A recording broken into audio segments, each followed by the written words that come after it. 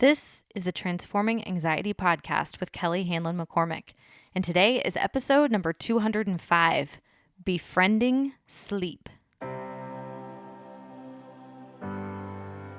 Welcome to Transforming Anxiety. I'm your host, Kelly McCormick. I'm a mom to 2 boys, a wife, friend, daughter, and sister, and I'm a certified life coach, yoga teacher, and soon-to-be mindfulness meditation teacher. I'm no stranger to anxiety, and I'm here to teach you how to manage your mind and your emotions so that you too can transform anxiety into calm, peace, and whatever you want for your life. I'm so glad you're here. Hey there. Welcome in today. Folks, I'm back in concert-going mode. Right after I record this, I am going to get the kids situated, and then I'm heading out to see Bush downtown Kansas City tonight. I'm super excited. You know I love live music. I know that's not everyone's thing, but man, there's nothing like a live show. That sense of just being carried along on a whole emotional, sensory, musical ride with a crowd of strangers who for some reason just don't feel like strangers for the night. Like you're all in it together.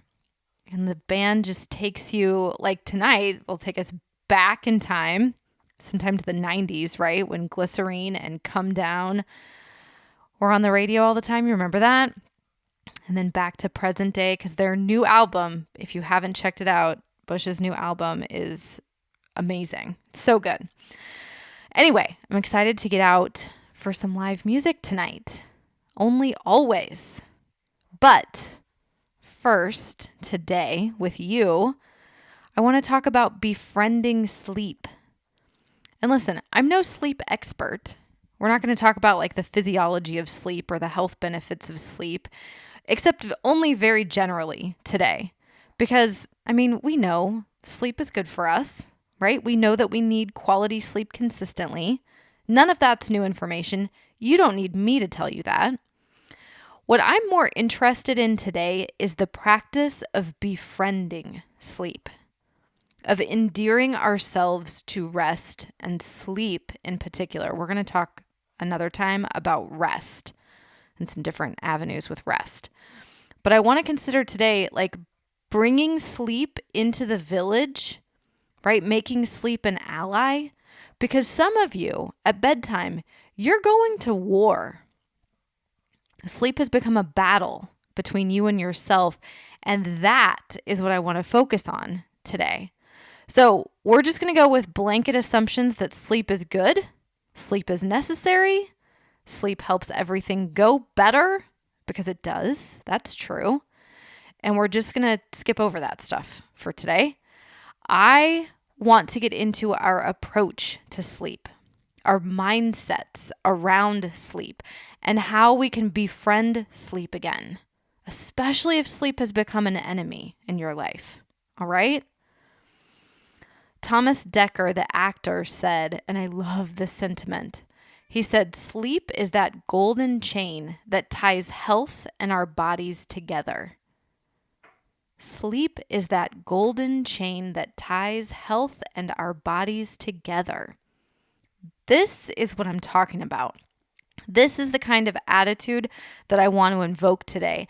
And I want to invite you to consider as we're exploring sleep and your relationship with sleep. Sleep isn't a chore. It's not something that's getting in the way of your life.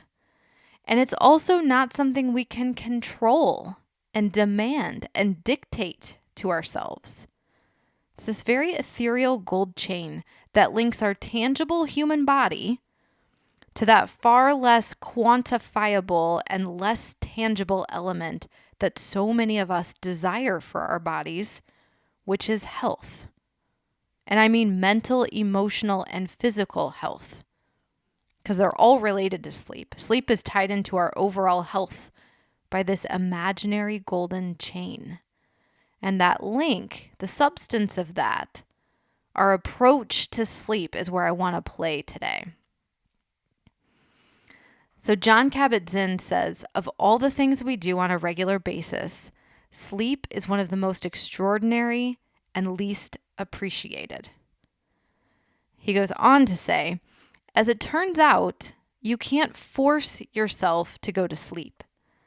It is one of those dynamical conditions, like relaxation, that you have to let go into. The more you try to get to sleep, the more you create tension and anxiety, which wake you up. Yeah, I bring this up here because forcing sleep, trying to force sleep, right? Berating yourself into rest, hating yourself with your self-talk so that you can get back to sleep in the middle of the night. This doesn't work. I love how he says this. It's a dynamical condition. And this dynamic is an art. It's a dance. Recognizing that every night our dance with sleep is just that. It's a balancing act. It's something to hold lightly. Like I hold sleep with a kind of reverence, right? Can you respect sleep? And from a place of respect, can you be with it? William Penn said, true silence is the rest of the mind, and it is to the spirit what sleep is to the body, nourishment and refreshment. So see, I'm trying to just give you some lovely sleep thoughts to think. You see? Sleep is nourishment and refreshment to the body. And you know I love thoughts in the mindfulness vein. True silence is the rest of the mind and is nourishment and refreshment to the spirit. We need both. And I want to acknowledge here that rest counts. Like sometimes simply being horizontal in a dark room is all the rest we need, and it's all the rest we can get. This doesn't mean your mind needs to stop thinking thoughts. Because, by the way, it won't stop thinking thoughts. Like not until you're dead. Our minds are thought-thinking machines. They're thinking because that's what they're supposed to do. That's not a problem. But you can bathe your mind in silence. You can surround your mind in silence. You can silence your environment. You can turn down the volume on all the stimuli around you and just make that so much quieter. Like that in and of itself is restful and restorative. So again, I want to plant some ideas in your mind about sleep. Ways that you can fall in love with sleep, particularly if sleep is challenging for you or if you've been battling with sleep. I want to remind you to work with sleep. Like, don't grip onto it too hard. Don't try to control it. Don't try to make it yours. Sleep will come. Sleep is an ally. This is a place to flow. This is not a place to exert force and control and power. John Steinbeck said, "It is a common experience that a problem difficult at night is resolved in the morning after the committee of sleep has worked on it." I love this too, the idea of the committee of sleep. I often have had like really scary middle of the night thoughts. And the next day, I have realized that the exact same thought is really pretty benign. It's like dumb, even. The same sentence rolling through my mind at 2 a.m. feels very, very different when it's running through my mind at 2 p.m. I can't exactly explain why it's so much more terrifying in the dead of night, but I've worked with this enough. I've experienced this enough to recognize that when those thoughts arise in the middle of the night, I need to call on the committee. And here's the thing. I'm not on the committee. Nope. I call them in.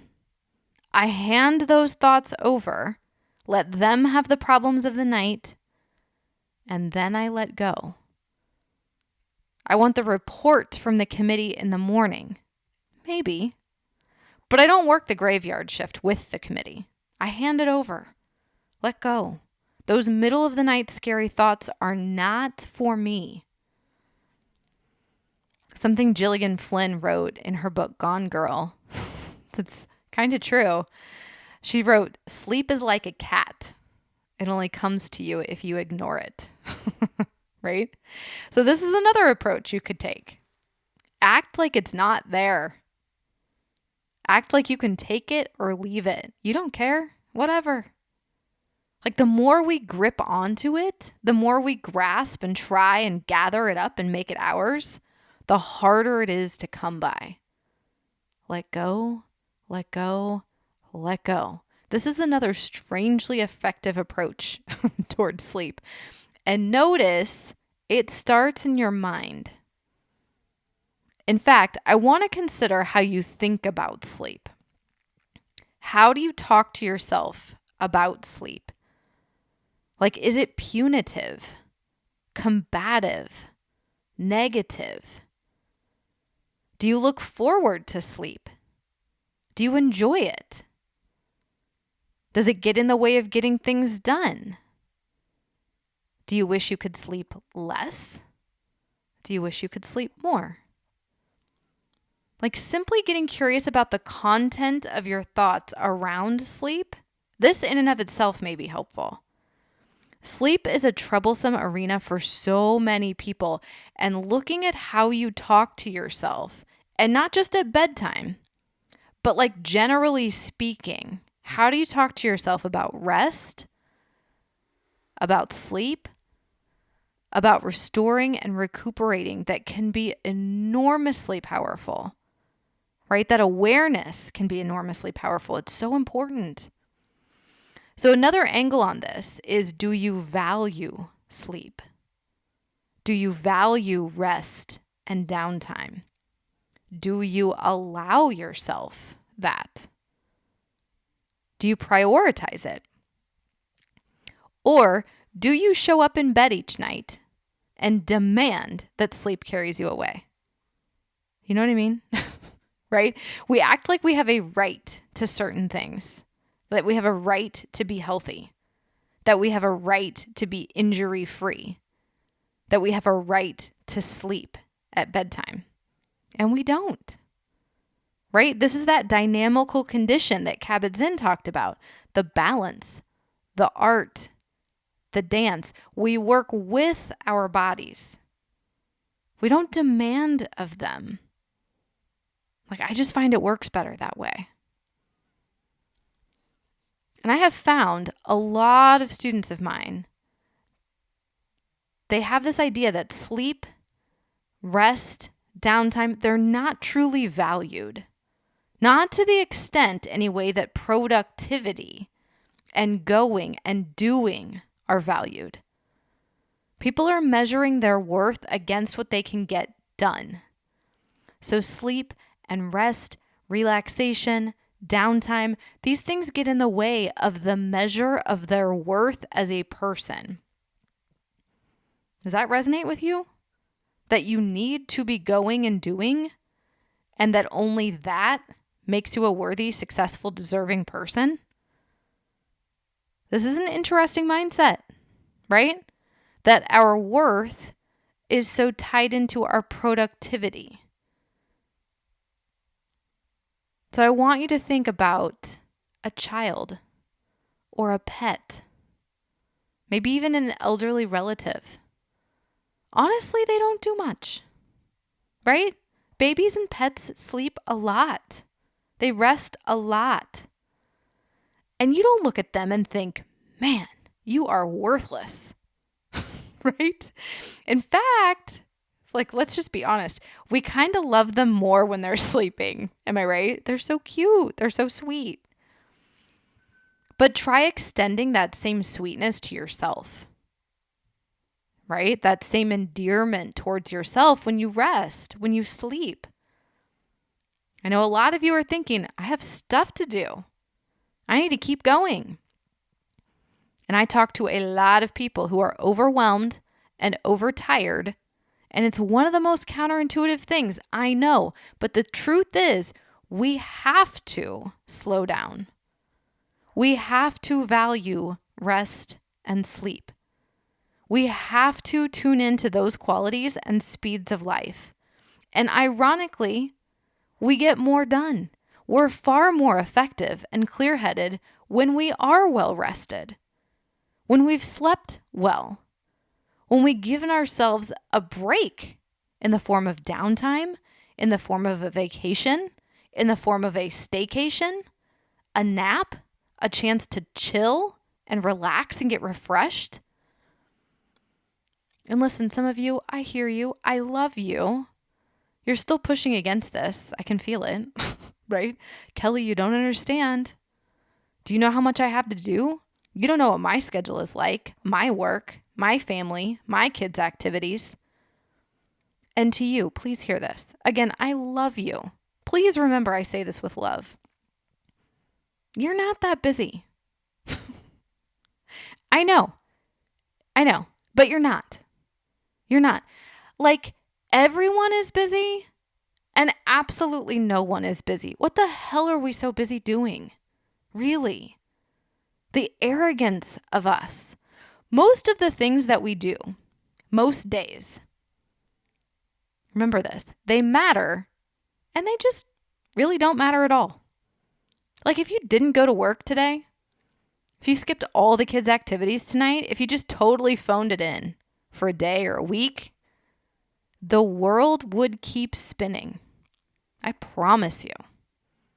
But we get so involved in our lives and the tasks, the day, we lose all perspective on where things go and fit in the world.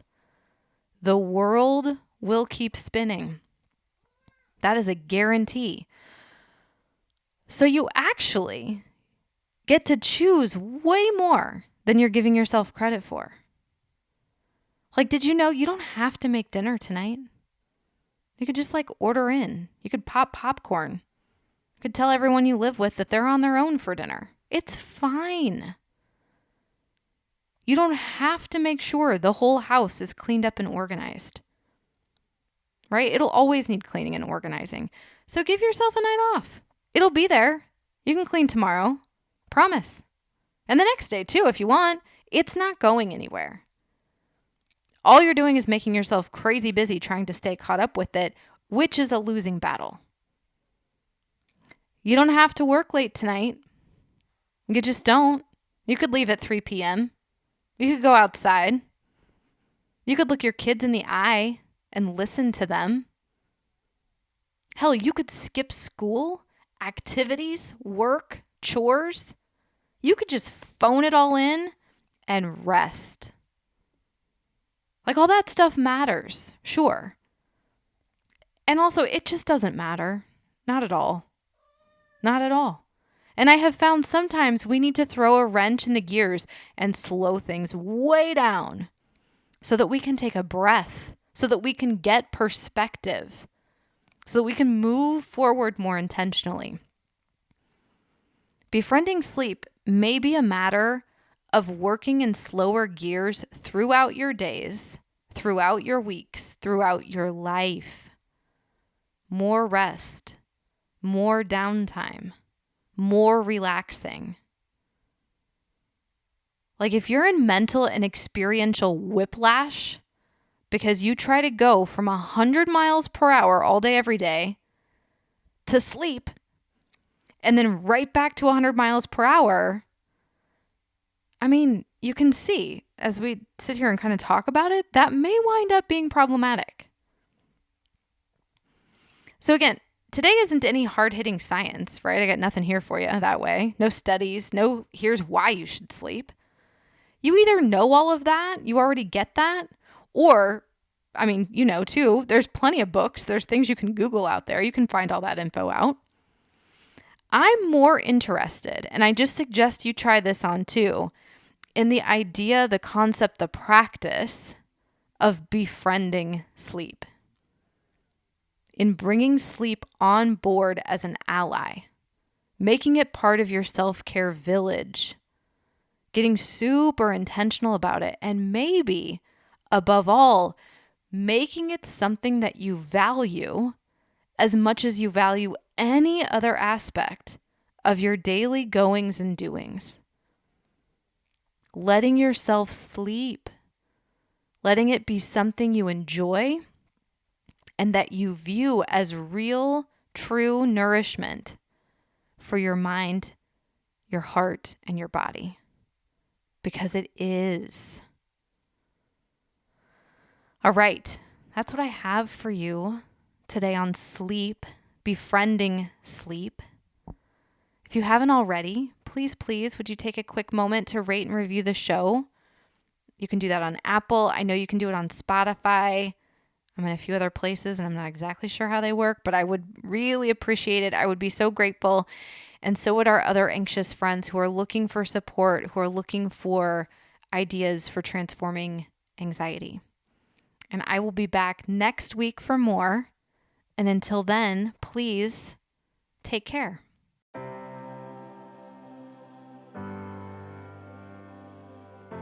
Do you have someone to help you with your stress, anxiety, worry, and overwhelm?